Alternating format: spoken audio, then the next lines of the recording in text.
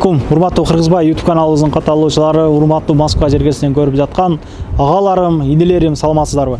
Видеого лайк басып, группалар менен бөлүшүп кетиңиздер. Кармаган розуңуздар кабыл болсун.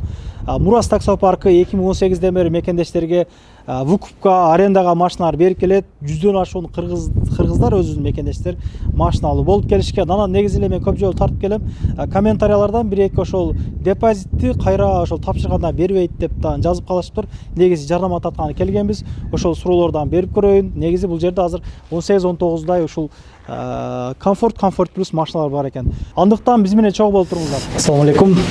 Алейкум ассалам. Иштериңиз жакшыбы? Бизди көптөгөн мекендештер көрүп атат.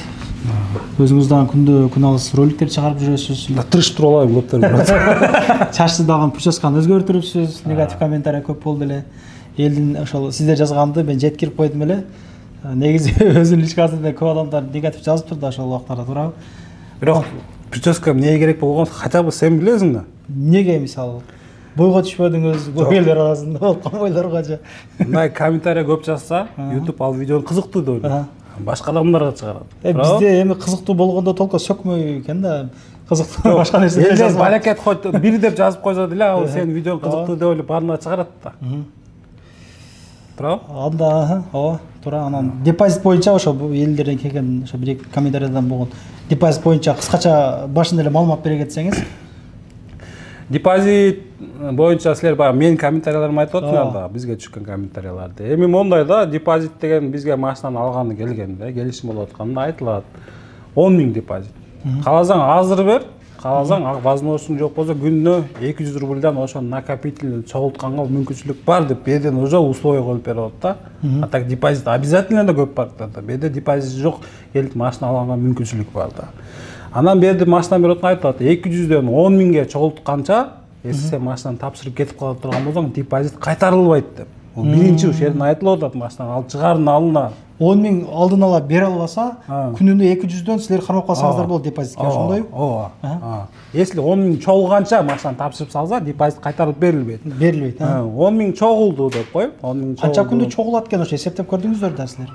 50 күндө чогулат. 200дөн чогулса, бирок ал не обязательно күнүнө 200дөн бер деген. Калсаң күнүнө 1000ден алып келип 10 күндө чогултуп кой депозиттечи.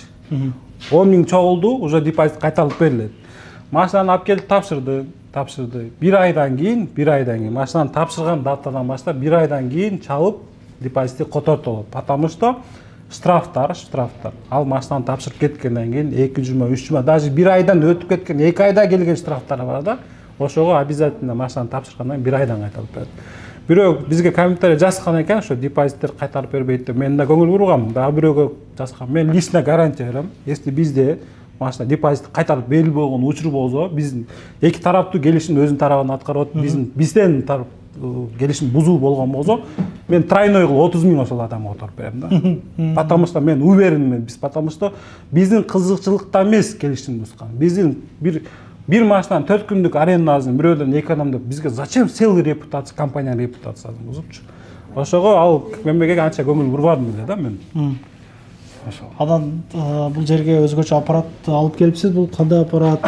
Бул ошол көп пактар таркып жүрөбүз. Бул эми азыркы 2024-жылы азыркы мыйзамдардын требованиясы боюнча кыргыздардын арасынан, кстати, ушул бизде эле бар.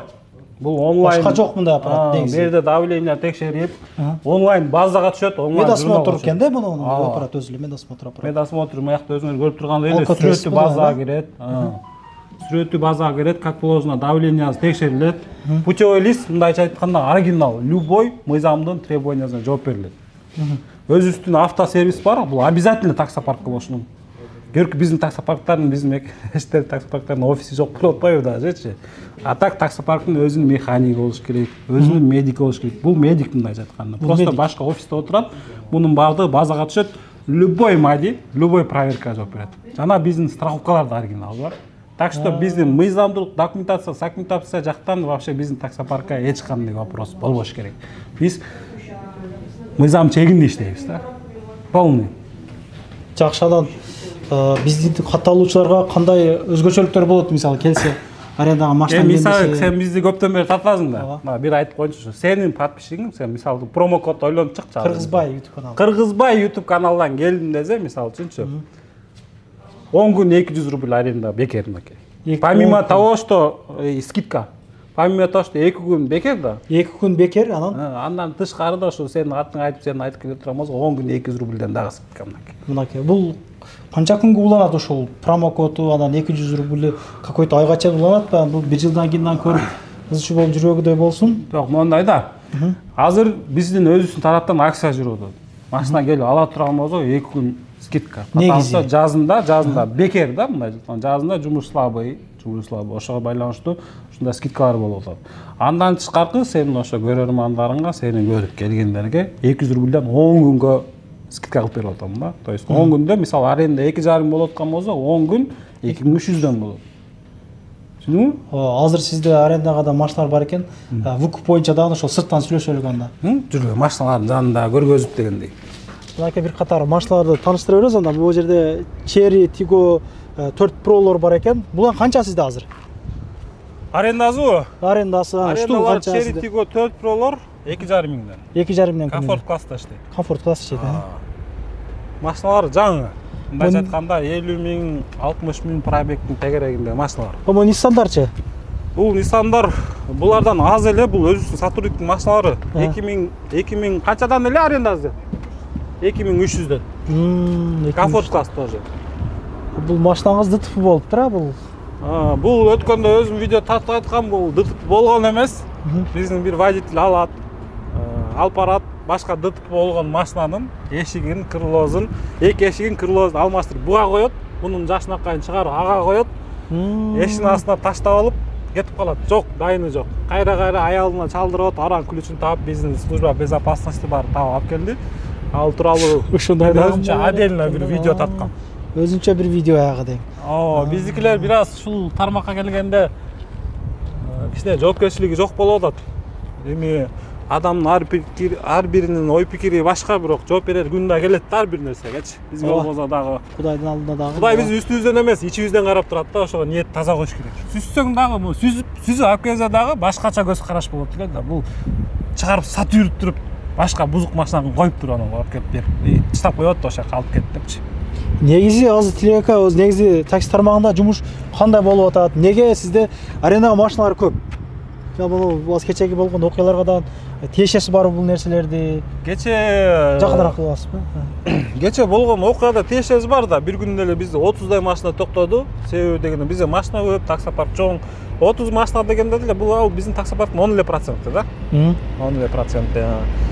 230 машина токтоду дейм. Көрүп документине сомнение болуп жүргөн. Керек адамдар да бар, ушу негизи эле проверкадан ментофобия деп коет. Ментеден коркуп турат да, бир аз негизи чочуп болуп турат. Андай адамдар да бар. Керектер чочуду, жумуш аз болуп атат дейт. Жазында негизи эле жумуш аз. Жазындачы. Эми азыркы күндө биз угуп атабыз. Экономдору 2000ге көтөрүлүптүр да арендаларчы. 2,5 комфортный машинада биринчи очередь өзүнүн комфортун ойлоп.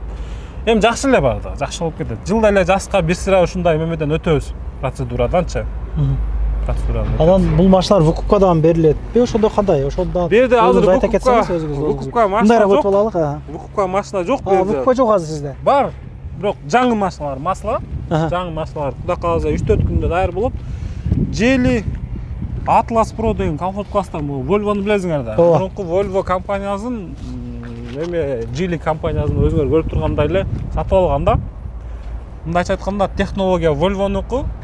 Азыр жактыкын алып туруп эле Москвич жабыстырып кой, Москвич деп сатып атпайбы? Ошондой эле бул деле могул машина деле Volvo да. Моного эмилемазын эле Geely сатып алган, өзүнүкүн жармаштырып сатып атат. Могул машиналар выкупка алам дегендер болсо, мына чисто мына өз мекендештерге совет да. Geely'ден коркпой ала бергиле выкупка. Бизден болобу, башка жактан болобу, потому что мына алды 120 миң пробегке жетип калды. Бир кылт деген жери жок. Volvo негизи пышык машина, негизи деталдардан аябай мындай калың болот. Жүрүш, туруштары, экономичный жагы, нарак, короче, Geely Cooler, Geely Atlas Pro мындай дальнейшем алып, Кыргызстанга алып кетем десең, сонун машина да. Качан чыгат ошондо? Жакын дегениңиз качан чыгып калат? Канча штук чыгарайын дейсиз? 10 күндө чисто выкупка келип атат. Выкупка сурагандар көбөйүп кетти. Выкупка потому что бизде 6 жылдык тажрыйбабыз бар. Бизде 100 деген адам, 100ден ашык адам. Точно саны где-то 120 болуш керек. Адамдар машина выкупка айтат, өзүнө чыгарып алып өтүп кетти да уже. Ошого бизден элдер бая выкупка көбүрөөк алат. Потому что бая действительно чыгарып берген таксопарктар аз да пока. Калгандары 2-3 жыл боло элек да, кече эле ачылып атпайбы таксопарктарчы. Бизде ошо уверенный история бар. Ошо Вукупка көп сурашат. Азыр Geely Atlas Pro'лор келип атат. 96 миңден 3 жылга. Ал Comfort Plus класс. Comfort Plus болсо. Ал здоровый машина болот ошондо мына. Lexus RX барбы? Ошого окшогон. Жумшак сонун былкылдаган машина, бизде арендада бар алар. Аны уже такситтер сен биз экөөбүз айтпасак деле билип калдык, сонун машина да. Жүрүш туруштары, экономикалары ошо 96 миңден 3 жылга машиналар келип атат, оңуштуу. Азыр уже, по-моему, заранее бронировать эткендер бар да, арасында. Бар бирок. Пока 7-8 машина бар. Буга чейин ошол Kia Rio'лорду чыгарып жүргөнсүз. Kia Rio, Hyundai Solaris. Досторум деле алып жүрдү эле, ооба. Азыр эми бул кытайский машиналар эми каптап атат эми. Эми Кытай болот, башка вариант жок да. Мисалы үчүнчү азыр Geely Immigrant турат да, мэрдечи. Solaris'тин базы точно ушунукунда. Бул комфортнуйраак болот эми. Бул комфорт класста да. Эми мындай комфортнуйраак десем, бир аз комфортнуйраак Solaris'тен. Бирок комфорт класста. Муну эл пока билбейт, бирок Solaris'тен бышыгыраак бул на самом делечи. Именно мына Immigrant'тарчы 1.5 автомат. Вариатор, робот эмес, автомат. Бул машина комфортко кирет да. А Solaris'тин базада ай сайын төлөмү ушунукундай там 65 миң, 70 миң болот. Бирок азыр эконом класста алып чыгып турат, күнүнө 2,5 миңдеш аренда ким алат? Так что биз рынок неге позволять этсе, ошону алып чыгып берип атабыз да. Аябай жакшы. Мына черилерден Вукупка алып чыкканбыз. Черилерденчи. Мына жарым жартылай сатылбай калды. Уже буларды предлагать этпей деле калдык да. Потому что булардан мотор менен коробкасын слабыйраак экен. Мен өзүм жакында экспериментке бирөөнү Кыргызстанга жибердим, барып туруп стримдин мотору менен Honda стримдин коробкасын бастырам. Кандай чыгат көрөбүз. Ошону коюп келгенден кийин возможно Вукупка беребиз да. Потому что биз Вукупка бергенден кийин аны 3 жыл сопровождать этиш керек да. Кай машина бузулуп калды, төлөй албай калдым, мынтип калдым деген бизге кереги жок да. Мына ушундай толук эле такси тармагындагы проблемаларды айтып окшойт менимче. Жадан калдыбы сөздөр? Сиз эми күндүк эле өзүңүз блог алып барасыз. Сөз жок деле болуш керек уже. Такси тармагында эми не десек эми? Сунуштайсызбы ошол жаңы кырсынан келгендерге түшүнбөгөн, мисалы кызыккандар көп да, мисалы чыксамбы дегенчи. Эми ишти кылса болот, мисалы үчүнчү, мен чота иш жок деген сөздү көп угуп атам ар күндөр. Мен буюрсам 2-3 күндө, кийинки жуманын акырында бир күнү чыгып туруп өзүм иштеп көрөйүн деп атам комфортточу. Арендасы мисалы үчүн 2700, 2,5 миң машина, 2,5 миң машина чек көрөйүн деп атам, канча табам депчи. Бирок мен убагында Nissan Almera менен 2018 жылдары 6 миң, 7 миң иштечүмүн. Мен азыр ойлоп атам, булар менен жөн эле 12 миң, 13 миң иштейм депчи. Иштеген адамдыкы да. Ошондо файзада отура бербес эле болду да. Каякта ошо биздикилер жакшы сөөлдүү тамак болсо, негизи биздикилер ошол жакта болот экен да, негизи кайсы жакта. Эртемен чыгат, 3-4 заказ аткарат, анан достор чалат. Кеттик па бетке, кеттик дейт. Аяктары 3-4 саат. Айдалам айда дейт да. Кечке бала ишке чыгайын деди эле, бир кошуна чалат, эми братан келип атты, жүр аэропортко тозуп келе калсын. Ошентип жүрөлү, бир күн кечке отурат, анан акырында жумуш жок. Бул деле башка жумуштай эле график коюп, жоопкерчиликтүү иштесек, сонун болот турган жумуш. Мына ушундай мекендештер, түшүнбөгөн суроолор болсо, Вукупка кызыккандар болсо, заранее чалып жазып койсоңуздардан болот экен. Толук маалыматты дагы номерлерден алсаңыздар болот. Арендага мына бизден келгендерге негизи 2 күн бекер экен эле, мына 10 күн бою 200дө мына арзандатуу бизден келгендерге буюрса. Пока что ошол машиналар түгөнгө чейин болот экен. Андыктан кызыккандарга жөнөтүп коюңуздар, жакшы кабыл керек жаза кетиңиздер. Кармагандарыңыздар кабыл болсун, ишиңиз ийгиликсиз дагы. Азыр 18 машина турат да, 2 күн арендадан бекерде айтып коеюн, ошол 18 машина түгөнгөнчө акция түгөнгө чейин. Бул деген 3 күн болушу мүмкүн, 5 күн болушу мүмкүн, 2 күн болушу мүмкүн, как ситуация пайдат, ошондон зависит этет да. Көрүшкөнчө анда бир туугандар, агабыздын каналыны мен комментарийга коюп коем, кирип катталып, сатыла турчу машиналар ала тургандар, наркы беркилер чыгарып туруптас да, ошол жактан байкап турсаңыздар болот. Көрүшкөнчө.